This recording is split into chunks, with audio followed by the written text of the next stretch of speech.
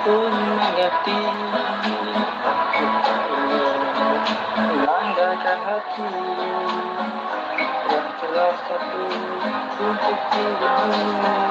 Sayangku, dengarkan aku, tak mungkin pun melepaskanmu. Kan ku pertahankan kau cintaku.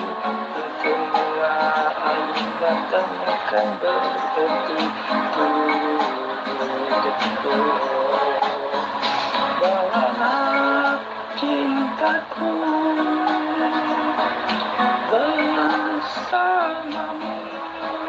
karena ku tetap milikmu selamanya, karena kau tetap milikku selamanya.